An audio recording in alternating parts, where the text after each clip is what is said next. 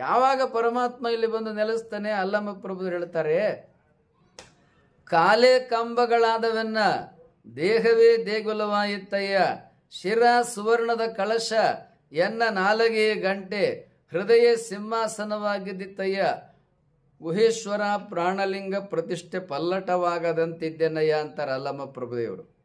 ಅಲ್ಲಮ ಪ್ರಭುದೇವರು ಇನ್ನೊಂದು ವಚನದಲ್ಲಿ ಹೇಳ್ತಾರೆ, ದೇಹವೇ ದೇವಾಲಯವಾಗಿದ್ದ ಬಳಿಕ ಮತ್ತೆ ಬೇರೆ ದೇವಾಲಯವೇ ಕಯ್ಯ, ಗುಹೇಶ್ವರ ನೀನು ಕಲ್ಲಾದರೆ ನಾನೇನಪ್ಪೆನು ಅಂತಾರೆ. ಅಲ್ಲಮ ಪ್ರಭುದೇವರು ದೇಹವನ್ನೇ ದೇವಾಲಯವನ್ನಾಗಿ ಮಾಡಿಕೊಂಡಿದ್ದಾರೆ. ತಮ್ಮ ಅಂತರಂಗವನ್ನೇ ನಿರ್ಮಲವಾದ ಆವಾಸ ಸ್ಥಾನವನ್ನಾಗಿ ಮಾಡಿಕೊಂಡಿದ್ದಾರೆ. ಪರಮಾತ್ಮನು ನೆಲೆಸುವ ಸ್ಥಳವನ್ನಾಗಿ ಮಾಡಿಕೊಂಡಿದ್ದಾರೆ. ಹೀಗೆ ಧ್ಯಾನದಿಂದ ನಮ್ಮ ಅಂತರಂಗ ನಿರ್ಮಲವಾಗ್ತದೆ, ನಮ್ಮ ಬಹಿರಂಗ ನಿರ್ಮಲವಾಗ್ತದೆ.